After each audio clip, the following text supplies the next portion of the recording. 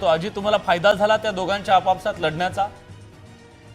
नाही, राजकीय दृष्ट्या जर आपण बघितलं तर निश्चितपणे जसं आता अभिजितजींनी एक विश्लेषण केलं की स्ट्रॉंग ज्या जागा आहेत त्या स्ट्रॉंग जागांवरती काँग्रेसनं, मला वाटतं अभिजितजी 15 ते 16 त्या जागा टार्गेट केल्या आहेत काँग्रेसनं, आणि तिथं जर अत्यंत काटेकी टक्कर झाली तर निश्चितपणे दोघात भांडण तिसऱ्याचा लाभ. आणि विशेष म्हणजे आपण एक लक्षात घ्या की भारतीय जनता पक्षाचं काम हे नुसतं निवडणुकीपुरता नसतं. निवडणुकीचा निकाल लागला तत्क्षणापासून आम्ही पुनश्च एकदा काम सुरू करतो.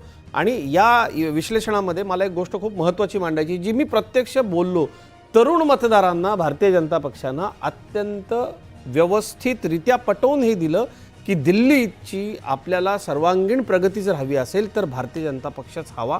आणि मला असं वाटतं की इन्कम टॅक्स 12 लाख करणं तुम्हाला पथ्यावर पडलं का? नाही, पथ्यावर पडलं म्हणण्यापेक्षा असं आहे विलासजी की हे जे डिसिजन्स आहेत हे निश्चितपणे सामान्य माणसाला, विशेषतः मध्यमवर्गीय माणसाला त्याच्या खूप मोठी गोष्ट आहे. टायमिंग तुमचं खूप जबरदस्त होतं. नाही, भारतीय जनता पक्ष निश्चितपणे टायमिंगसाठी ओळखला जातो. 8वा वेतन आयोग आणि 8वा वेतन आयोग वेतन सुद्धा आयोग. आपल्याला त्याच्यामध्ये त्यामुळे उल्लेख सगळे करावा सरकारी लागेल. कर्मचारी खुश खुश झाले. झाले. आणि महाकुंभातली ही स्नान पण अमृत स्नान पण. अगदी नाही, आणि तरुणांनी काय सांगितलं माहितीये का विलासराव, की आम्ही किती दिवस यांची ही ओझी व्हायची, कोणाची? अरविंद केजरीवालांची. म्हणजे त्यांनी जे जे सांगितलं त्याच्या अत्यंत विरोधामध्ये ते वागले. आणि सामान्य जो तरुण आहे, जो यंग वोटर आहे, तो फार व्यवस्थित विचार करून मतदान करतो. विशेषतः भाजप शासित इतर राज्यांमध्ये जेव्हा इन्फ्रास्ट्रक्चरच्या बाबतीमध्ये ती राज्य खूप पुढे निघून गेली, आणि दिल्लीमध्ये म्हणजे काही वस्त्यांमध्ये तर मला असं वाटतं ल्युटियन्स दिल्ली जी आहे, आणि जिथं राष्ट्रपती भवन आहे, जिथं सगळ्या छान छान इमारती आहेत, ते वगळता बाकीची इतर दिल्ली आपण 15 वर्ष यांच्या हातामध्ये दिली, ती हीच का आपली दिलवाल्यांची दिल्ली, असा प्रश्न विचारण्याची परिस्थिती आली. केसरी सर, हे पटतंय तुम्हाला? मला याच्यासाठी पटत नाही की असं आहे की केजरीवालांनी काम केलेलं आहे. कोणताही पक्ष सरकारमध्ये असला तर तो 100% डिलिव्हर करू शकत नाही. त्याची अनेक कारणं आहेत. दुसरी गोष्ट अशी की केजरीवाल यांचा पक्ष आणि त्यांचं केंद्राशी झालेला संघर्ष याच्यामुळं त्यांना प्रत्येक ठिकाणी त्यांची अडवणूक करण्यात आली. MCDमध्ये त्यांना मेजॉरिटी मिळाली तर महापौराच्या निवडणुकीमध्ये त्यांची माणसं फोडण्याचा प्रयत्न झाला.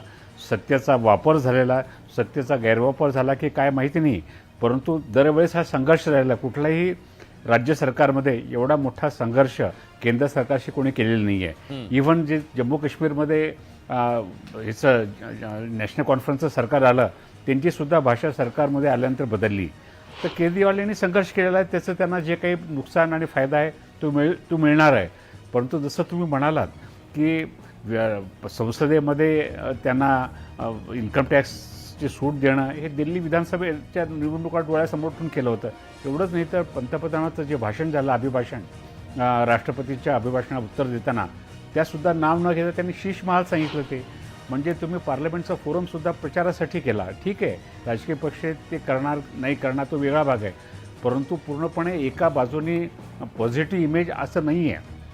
मी तुम्हाला मागे सांगितलं, जर भाजपची एवढी वेव असेल तर मग आम आदमी पक्ष हा 10च्या आत तो अडकला पाहिजे, तसं होताना दिसत नाही. आणि नंतर जी गोष्ट आहे की पाणी असेल, स्वच्छता असेल, नाही फाईट आहे. नाही, पाणी स्वच्छता म्हटलं तर महाराष्ट्रात किती ठिकाणी पाणी 8 दिवसाला, 10 दिवसाला, 15 दिवसाला येतं.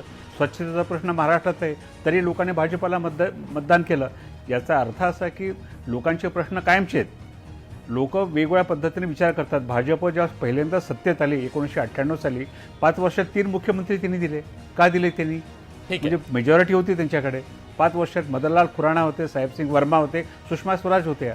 त्यामुळं ह्या गोष्टी ज्या आहेत ना, विजय हा विजय असतो. परंतु बरोबर, पण आता काही नवे आकडे आपल्यापर्यंत आले, आपण प्रेक्षकांपर्यंत पोहोचूया.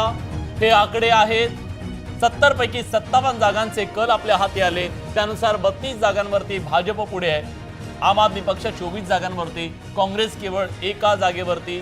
ही सध्याची परिस्थिती आहे. इतर चॅनलवर तुम्हाला आकडे भराभर वाढताना दिसत असतील, पण विश्वासार्ह आकडे फक्त न्यूज 18 लोकमतवर आहेत.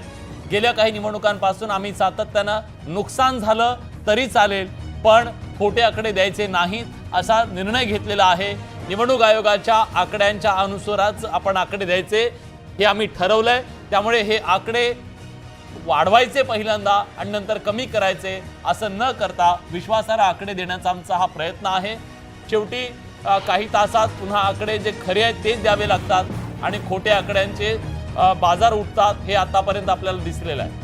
बिलकुल. त्यामुळे आम्ही ही जी काही आकडेवारी दाखवतोय, कलांची असेल किंवा निकालाची असेल, कोण आघाडीवर कोण पिछाडीवर, किती जागांवरती भाजप पुढे, किती जागांवरती आम आदमी पुढे, हे सगळे आकडे हे ऑथेंटिक आहेत.